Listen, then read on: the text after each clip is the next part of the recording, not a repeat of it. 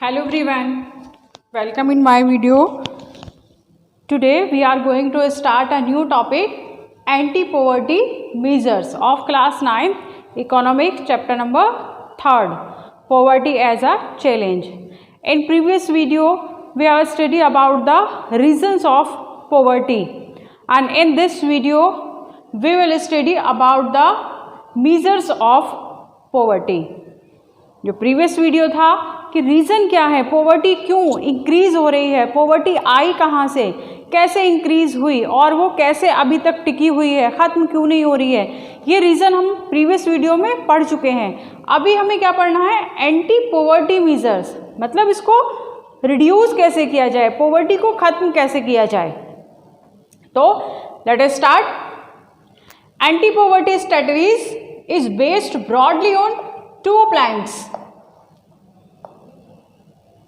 Anti-poverty strategy is based broadly on two planks.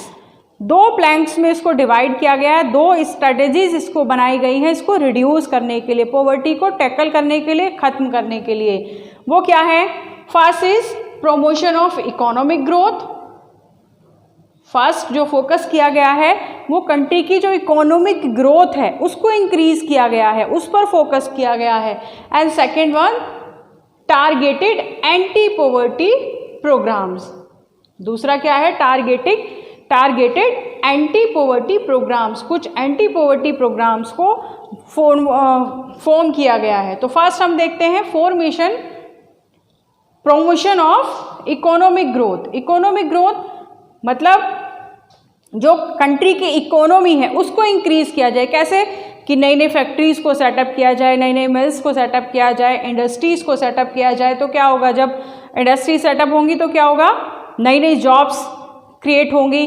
नई नई jobs जब क्रिएट होंगी तो लोगों को, जो अनएम्प्लॉयमेंट पीपल हैं उनको एम्प्लॉयमेंट मिलेगा. एम्प्लॉयमेंट बनेगा तो क्या होगा, इनकम इंक्रीज होगी, और इनकम इंक्रीज होगी तो अपने आप ही वो अब पॉवर्टी लाइन हो जाएंगे.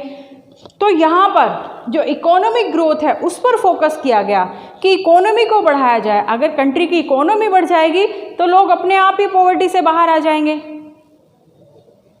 अब जो इकोनॉमिक ग्रोथ थी, इनिशियल जो पीरियड था 1980s की हम बात कर रहे हैं, जो इनिशियल पीरियड था जब इस पर फोकस किया गया तो इनिशियल उसमें जो ग्रोथ देखने को मिली वो बहुत ही स्लो मोशन में, बहुत ही कम ग्रोथ हमें देखने को मिली.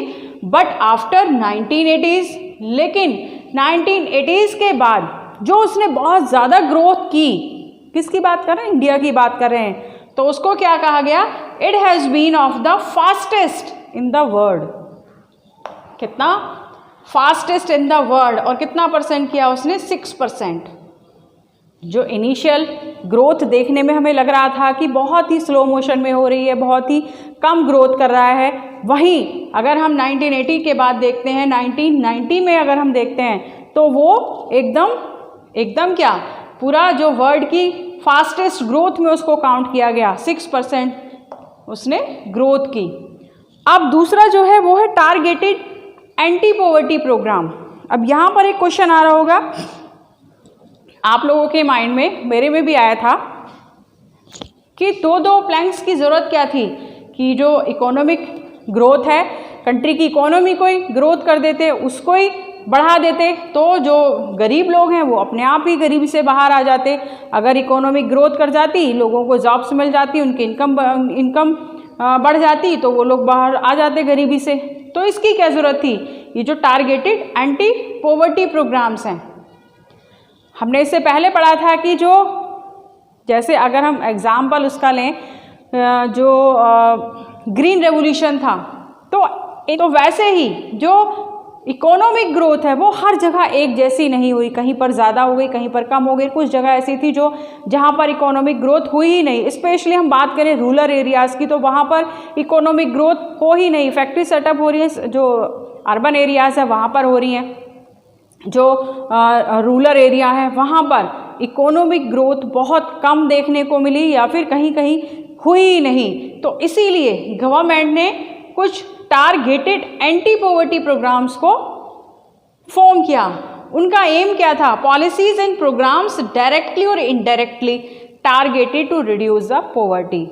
जो टारगेट था टारगेट दोनों का सेम था, जो प्रमोशन ऑफ इकोनॉमिक ग्रोथ था उसका भी और टारगेटेड एंटी पॉवर्टी प्रोग्राम दोनों का जो टारगेट था वो सेम था। सेम क्या था? रिड्यूस पॉवर्टी, पॉवर्टी को खत्म करना, गरीबी हटाओ, गरीबी को खत्म करना, ये क्या था? ये टारगेट था। अब इसमें जो स्ट्रेटेजीज बनाई गई उसमें जो फर्स्ट है जिसको हम कहते हैं मनरेगा, पहले नरेगा था उसके बाद उसको कहा गया मनरेगा। मनरेगा की जो फुल फॉर्म है वो क्या है? Mahatma Gandhi National Rural employment Guarantee Act. क्या है? Mahatma Gandhi National Rural employment Guarantee Act and which was launched in 2005, जिसको गवर्नमेंट ने 2005 में लॉन्च किया था। क्यों लॉन्च किया था? क्यों लॉन्च किया गया था इसको? क्या स्कीम क्या थी इसमें? इसमें स्कीम थी 100 days assured employment every year, मतलब फैमिली के एक मेंबर को एश्योर्ड किया गया कि उसको पूरे साल में 100 दिन काम दिया जाएगा अगर अब वो अपने आप को एम्प्लॉयमेंट में रजिस्ट्रेशन कराता है तो। और अगर ऐसा नहीं हो पाया, मतलब गवर्नमेंट फेल हो गई, गवर्नमेंट उनको वर्क प्रोवाइड नहीं करा पाई, तो क्या होगा? तो गवर्नमेंट उनको अनएम्प्लॉयमेंट अलाउंस देगी, बेरोजगारी भत्ता देगी। ये स्कीम चलाई थी गवर्नमेंट ने। अब आप सोचोगे कि ये तो सिर्फ 100 डेज की बात कर रहे हैं, बाकी तो पूरे साल में कितने 365 डेज होते हैं, तो 365 में से 100 ही दिन काम मिला, बाकी के वो भी तो काम होंगे जो वो पहले से कर रहे थे। लेकिन 100 डे तो अश्योर्ड हो गए ना कि ये इन दिनों तो आपको काम मिलेगा ही मिलेगा, और अगर गवर्नमेंट नहीं दे पाई, वो फेल हो गई अपनी स्ट्रेटेजी में, तो आपको अनएम्प्लॉयमेंट अलाउंस मिलेगा उसके लिए। इसके लिए जो SC से उनको 30%, ST 17% और जो वीमेन थी उनको 53% इसमें सिक्योर किया गया उनको। 2006 और 7 की जो स्ट्रेटेजी बनी उसमें जो वेजेस रखा गया पर डे का, वो रखा गया 65 रुपीज़ पर डे, कि जो भी ये काम करेंगे वो 65 रुपीज़ पर डे उनको दिया जाएगा। लेकिन 2013 और 14 में उसको इंक्रीज कर दिया गया और जो वेजेस था वो पर डे हो गया 132 रुपीज़। तो आई होप जो मनरेगा स्कीम है गवर्नमेंट की वो आपको समझ में आ गई होगी। मनरेगा स्कीम का मतलब था कि वो 100 डे एश्योर्ड स्कीम बनाई गई कि फैमिली के एक मेंबर को एक साल में 100 दिन काम मिलेगा ही मिलेगा, और अगर गवर्नमेंट उसको प्रोवाइड कराने में फेल हो जाती है तो उसको वो अनएम्प्लॉयमेंट अलाउंस देगी। अब नेक्स्ट देखते हैं, नेक्स्ट स्कीम क्या थी? प्राइम मिनिस्टर रोजगार योजना। नाम से ही पता चल रहा है कि रोजगार योजना, एम्प्लॉयमेंट दिलाना, जिसको कहा गया PMRY। इसकी जो शॉर्ट फॉर्म है, फुल फॉर्म है, ये भी आपको आनी चाहिए। कई बार फुल फॉर्म पूछ ली जाती है। PMRY की फुल फॉर्म क्या है? मनरेगा की फुल फॉर्म क्या है? तो ये क्या था? प्राइम मिनिस्टर रोजगार योजना। प्राइम मिनिस्टर की रोजगार योजना मतलब एम्प्लॉयमेंट दिलाना। इट वाज लॉन्च 1993, जिसको 1993 में लॉन्च किया गया, and it was aimed to create self employment. इसका जो एम था, टारगेट क्या था? Target to create self employment opportunity for educated unemployment people.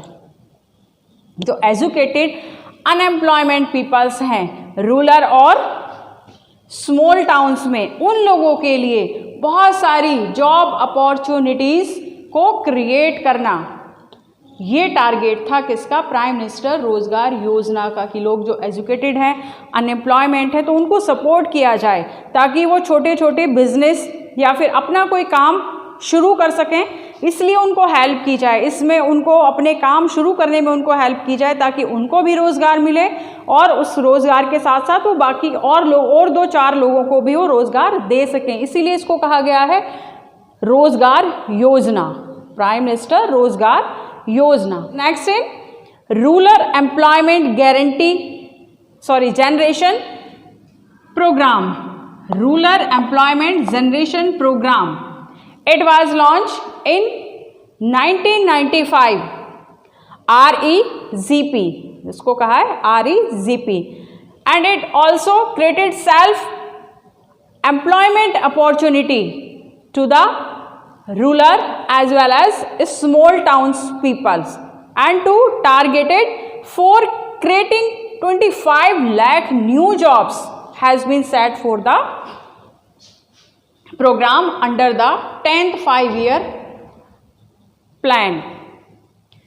ये जो है रूरल एम्प्लॉयमेंट जनरेशन प्रोग्राम, इसको 1995 में लॉन्च किया गया था और इसका जो टारगेट था, ये भी जो रूरल और स्मॉल सिटी में रहने वाले पीपल्स हैं उनके लिए सेल्फ एम्प्लॉयमेंट अपॉर्चुनिटी क्रिएट करना. और टारगेट था कि जो 10th 5-year प्लान है, 5-year पंचवर्षीय 10वीं पंचवर्षीय योजना है, उसके अंडर लगभग 25 लाख नई जॉब्स को क्रिएट किया जाएगा.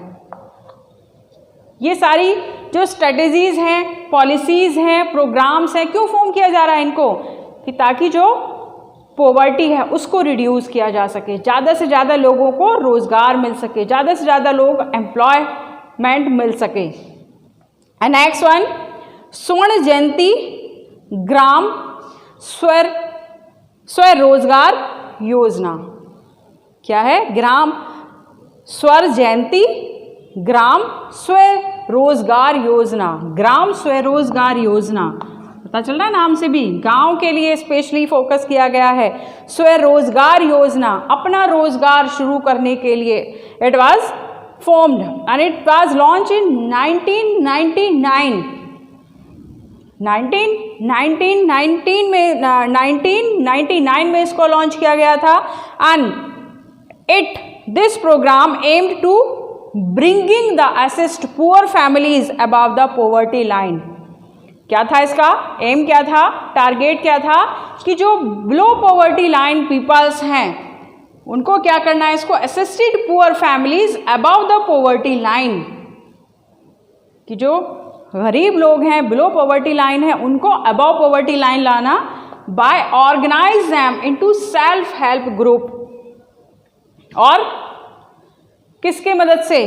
Self help group. जो नेक्स्ट क्लास है 10th, वहाँ पर भी आप इसको और ज़्यादा अच्छे से पढ़ेंगे कि सेल्फ हेल्प ग्रुप क्या होते हैं. Through the bank credit and government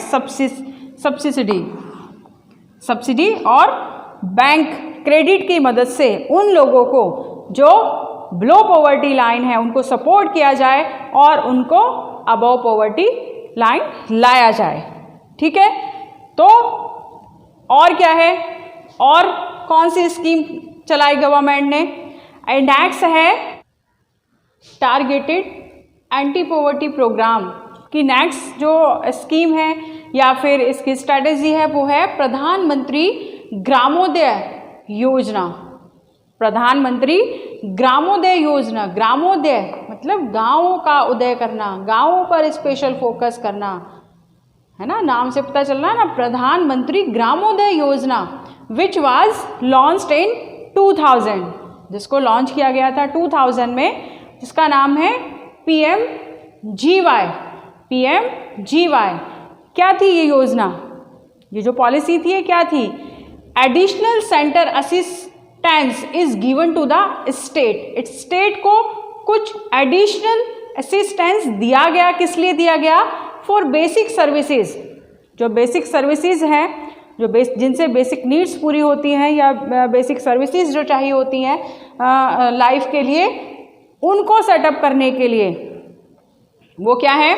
such as primary schools, primary health care centres, rural shelters, rural drinking water and rural electrification. मतलब इन सब चीज़ों को इम्प्रूव करने के लिए, इन सब चीज़ों में ग्रोथ करने के लिए एक एडिशनल असिस्टेंस दिया गया स्टेट गवर्नमेंट को. सेंट्रल गवर्नमेंट ने स्टेट गवर्नमेंट को इन सब चीज़ों को इम्प्रूव करने के लिए, इनकी ग्रोथ के लिए एक एडिशनल असिस्टेंस दिया, ताकि इन सब चीज़ों को इम्प्रूव किया जाए, इन सब चीज़ों को सही किया जाए, ताकि जो लोग हैं जो लोग हैं, जब इतनी सारी फैसिलिटीज़ प्रोवाइड कराई जाएंगी, नए नए स्कूल्स बनेंगे, हॉस्पिटल्स बनेंगे, रोड्स बनेंगे और दूसरी बिल्डिंग्स बनेंगी और जो इलेक्ट्रिसिटी है उसको इम्प्रूव किया जाएगा, तो क्या होगा, एक तो लोगों को सर्विसेज प्रोवाइड की जाएंगी, दूसरी तरफ बहुत सारे एम्प्लॉयमेंट भी क्रिएट होंगे जिनसे बहुत सारे लोगों को एम्प्लॉयमेंट भी मिलेंगे। तो इसलिए इस स्कीम पर इन सब चीज़ों के ऊपर फोकस किया गया। And last one, the Antyodaya अन्न योजना। अंत्योदय अन्न योजना AAY which was also launched in 2000। ये आप इसको जो आपका नेक्स्ट चैप्टर है उसमें और अच्छे से इसको पढ़ेंगे। ये जो स्ट्रेटेजी है, ये जो पॉलिसी है अंत्योदय अन्न योजना, इसको आप नेक्स्ट चैप्टर में भी पढ़ेंगे।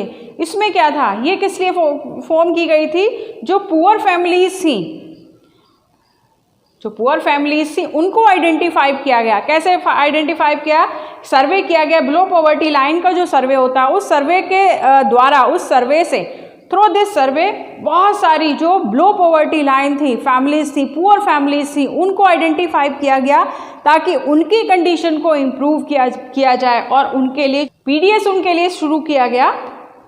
पीडीएस पता है ना क्या होता है, पीडीएस मालूम है क्या होता है, पब्लिक डिस्ट्रीब्यूशन सिस्टम। तो उस पीडीएस से इन लोगों की कंडीशन को इम्प्रूव किया गया। कैसे, पीडीएस में इसमें क्या किया गया कि जो लोग बहुत ज़्यादा गरीब थे या बिल्कुल बिलो पॉवर्टी लाइन थे, तो उन लोगों को राशन कार्ड, जैसे आजकल राशन कार्ड जो शॉप है, जहाँ से पीडीएस की जो शॉप है वहाँ पर बहुत ही कम रेट पर सब्सिडी दी जाती है गवर्नमेंट की तरफ से। जो पुअर फैमिलीज़ हैं उनको जो वीट है और राइस है बहुत ही कम रेट पर प्रोवाइड किए जाते हैं। अबाउट 25 kg दिए जाते थे उनको जब ये लॉन्च की गई थी 2000 में। उसके बाद इसको इंक्रीज़ कर दिया गया कि पहले 24 kg दिया जा रहा था और अब ये हो गया है 35। 2002 में इसको 35 कर दिया गया था। जो वीट है उस वक्त रेट था 2 रुपीज़ पर kg और जो राइस था अबाउट 3।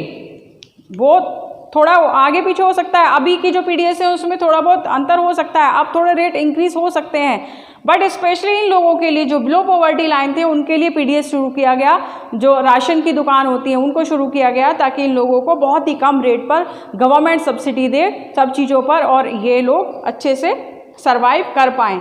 लगभग 2004 तक लगभग 2 करोड़ फैमिलीज ऐसी थी जिनको पीडीएस की जो सुविधाएं थी वो मिल रही थी और आज भी मिल रही हैं। तो ये जो स्ट्रैटेजीज थी, पॉलिसीज थी या टारगेटेड एंटी पॉवर्टी प्रोग्राम्स थे, वो सब आपने पढ़ लिए। जैसे फर्स्ट हमारा मनरेगा था, second prime minister Rozgar Yojana थी, third rural employment generation programme, 4 Swarna जयंती ग्राम स्वरोजगार योजना, प्रधानमंत्री ग्रामोदय योजना एंड अंत्योदय अन्न योजना। ये सारी स्ट्रेटजीज जो गवर्नमेंट ने फॉर्म की हैं पॉवर्टी को रिड्यूस करने के लिए, जो पुअर पीपल हैं उनको ओवरकम करने के लिए, गरीबी से बाहर निकालने के लिए। अब इसके आउटकम क्या हुए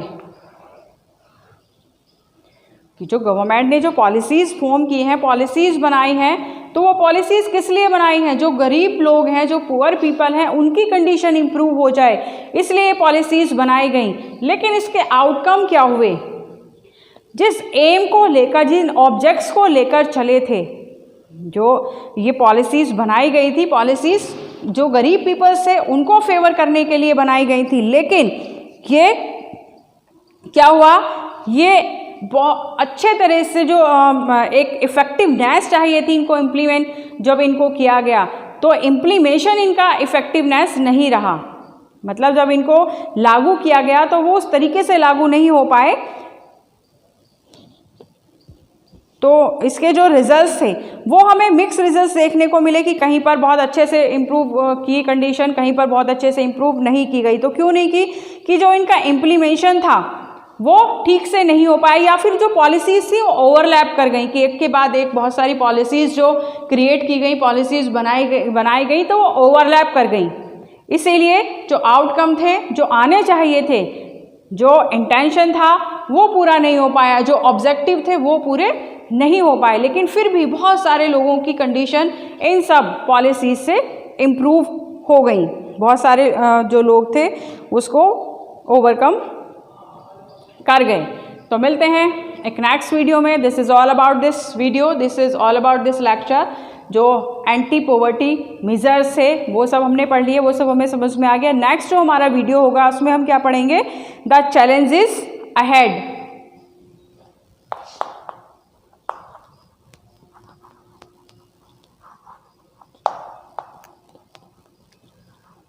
मतलब द चैलेंजेस अहेड, ये सारा कुछ हमने कर लिया है। अब आगे क्या चैलेंज हैं वो हम पढ़ेंगे। तो ऑलमोस्ट जो हमारा चैप्टर है उसको हम कवर कर चुके हैं। अभी हमारा लास्ट टॉपिक है द चैलेंजेस अहेड। तो मिलते हैं नेक्स्ट वीडियो में। Till then goodbye, take care.